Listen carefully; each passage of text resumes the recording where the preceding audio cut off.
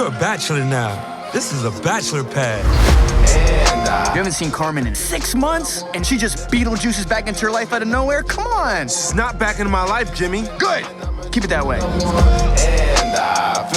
I'm your new neighbor, Jabari. Nice to meet you. I'm Meadow. Girl, is that your neighbor? Yeah, he's cute.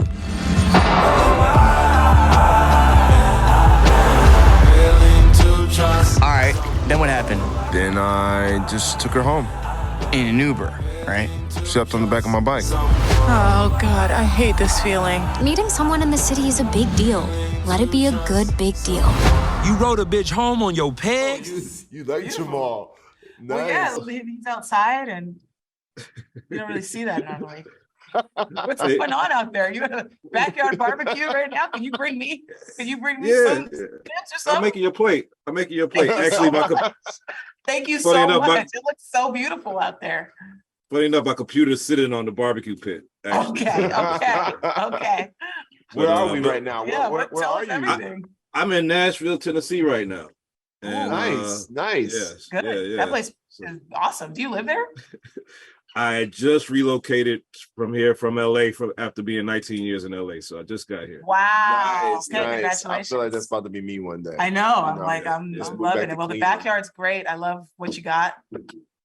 Well, let's jump into it because speaking of new places, I mean, this was Jabari's like dream place, and I want to know like when you started getting all the success from your career, like when you get that first like nice place that felt like, yo, this is like I made it. Well, actually, the apartment in Intergalactic is based on my apartment that I got in New York. My very first, my first big apartment in New York, but my second apartment. Yeah. You know, it meant something to me in that moment because I was like, man, I finally have like, first off, like it was so cool because the elevator went right up to the floor and you like walk right in and it was just like, I just felt like, man, I can afford this really big loft. Like I made it, like I'm here. So I felt like that was something that, you know, I wanted to start off the story. I was like, we need to start off with him starting a new chapter, you know, like what is new happening in his life? You know, where is he at? And I was like, oh, okay, like maybe he got a promotion or a new job and he's moving into a new apartment, you know, and that's how it all kind of snowballed into like, well, where does he meet Meadow? Oh shit, what if he's his neighbor, you know? And it's like, oh man, but then you don't date neighbors. Ooh, that could be a conflict. So it was like all that kind of spitballed and like rolled into a whole bunch of things, you know? And Jessica, you've been, doing a lot of stuff, but I feel like adult animation hasn't really been our bag as much as it should. And I feel like this is like a great step into that. How more creative or how many more boundaries can we push in this world than we've been able to put on screen so far? That's really cool. One of the pillars of this project was Black love in general, and I think you, Scott, were really like interested in, and I don't want to put words in your mouth, in showing that. And so in the animated space, I think there's always room for, you know, representation in general and sexuality and gender and race. And I think showing that on screen in this way, in this sort of way where anything could happen in animation too, like you're not necessarily limited to, you know, the elements. It's needed and it looks really cool to me. I mean, I think it's really cool to see these two, you know, beautiful Black people falling in love in New York City in an animated space. Like it's not When Harry Met Sally, you know, which is great, or like, you know, something like that. It's like, oh no, we're gonna do this, you know, from the mind of Scott. And so I think it's really cool, and there's plenty more room to do that, I think. Yeah.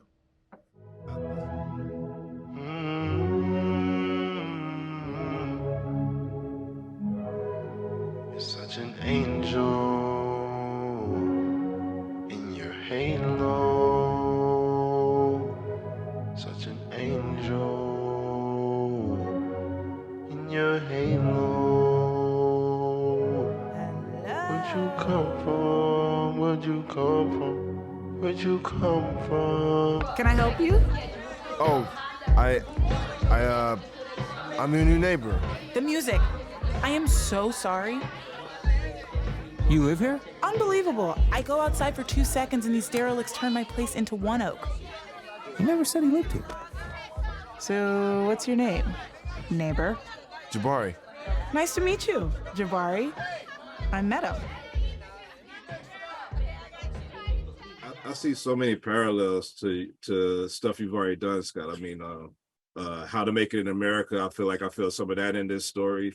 Of course, Man on the Moon 2, The Legend of Mr. Rager. I mean, you get Mr. Rager in here. Like, how many more of those seeds? If after I watch it 3 times, like, how many more things I'm gonna pick up from? Like, oh yeah, he referenced that from back in his music somewhere or something. Like, is there a whole bunch of little things like that in there? Yeah, there's a couple more Easter eggs. That's dope that you picked up on those. But like, there's a few more. Like, they're not so obvious. You gotta kind of watch and look at some of the artwork in the background and things like this. There's a lot of references to old songs I've done, collabs I've done.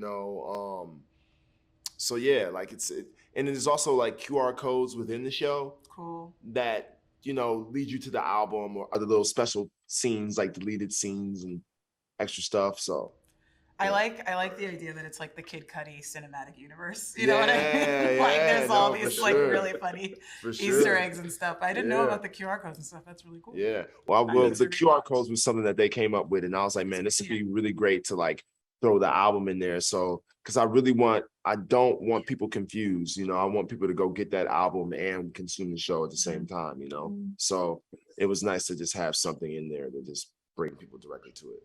Well, I appreciate it, man. I remember when I seen you on Need for Speed. I was like, oh, this man, he about to have a career up here on screen, and you're doing so much stuff. Yes, that's cool. So keep doing your thing, man. I'm gonna go watch it again so I catch these Easter eggs, and thank y'all for the time. Enjoy that. Enjoy that backyard. You bring me a plate of food, buddy. I'm not trying to fuck the vibes up. Neither of us really wanted nothing serious, so. Were you really with her yesterday? Ow! What the fuck? Bro, love is the easiest thing in the world when it happens by accident, but it doesn't get real until you do it on purpose.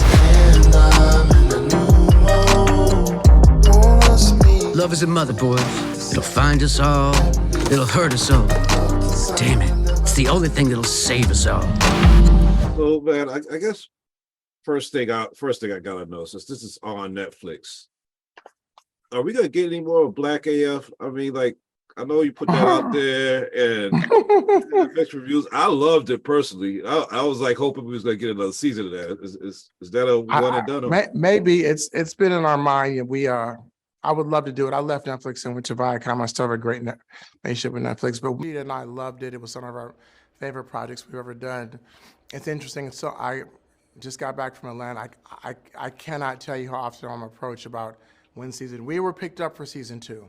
And then we left, and so we really feel like if we do it, we'd love to do it in a way that feels really special. But I'm glad you watched it, and I appreciate everyone who, I did not expect it to be received the way it was, so it means a lot. So thank you. Thank you. Yeah.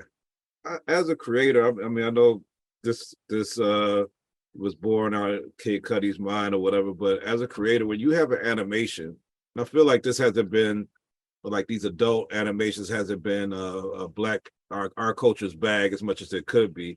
But as a creator, do you feel like you could do a lot more stuff when you have that world to not have physical restraints of budgetary things that you have to do that you could create in animation? Do you feel like the story lends for more stretch, I guess? Absolutely, but let me be clear. There was this cost a lot, so we had budgetary restraints. But I do think from a storytelling point, the idea that you can make a character do anything in animation is something I have not experienced before. I'm actually doing the Bob Marley animated, movie around Bob Marley's music, and this was such a good preparation for that, because one of the things that Fletch and the team, that came together to make this let me know is that animation is the only thing in the world where everything you see is absolutely purposeful. There's no accidents. You know what I'm saying? Everything else, you might get a happy accident of someone walking behind or a lens flare. Every single thing you see in animation is absolutely done purposely, and that makes it a really special, medium. Yeah. How was it working with the music and the story and the art for this one? Like to have that combination of Kid Cudi's music with Scott Mescudi's writing? Like how did that blend together for you? Everything was complimentary of each other. You know what I'm saying? It was the first time, I think to my knowledge, it's the first time an album and a series have come together and been come at the same time. And every track of the album relates to a chapter in the series, and they really complement each other. It's not a soundtrack. They really go together to sort of build, you know, a story in a really, I guess you could say a convergent piece of art. You know what I'm saying? From the fashion to the music to the characters to the dialogue to the art. Everything comes together, and without one, the other doesn't work. And I think that's what makes this really special. I swear there's a dog whistle that lets women know as soon as you get lit. Oh, you got a promotion? Hey, big head. Every time. Kai, she ain't hit me up. I ran into her on the street. Coincidence? I think not. Yeah, come on, what the fuck, bro? That's not a coincidence. My man. That is fate. Your man. Wait, just hear me out. You haven't seen Carmen in how long? Like 5, 6 months? Why? 6 months? Bro, and nothing? And on the day you move into this 1% ass apartment, she just Beetlejuices back into her life out of nowhere? Come on! She's not back into my life, Jimmy. She's not back in my life? Good! Keep it that way. We don't need Carmen in here trying to Carmen up your whole situation. Bari, I hate to say it, but Jimmy got a point. You're a bachelor now. This is a bachelor pad. After so many successful seasons of Blackish, Grownish, do you have any like withdrawal from like now having wrapped that show? Is there any Blackish withdrawal going on in your creative mind? I think we could have done Blackish for 10 more years. I really do.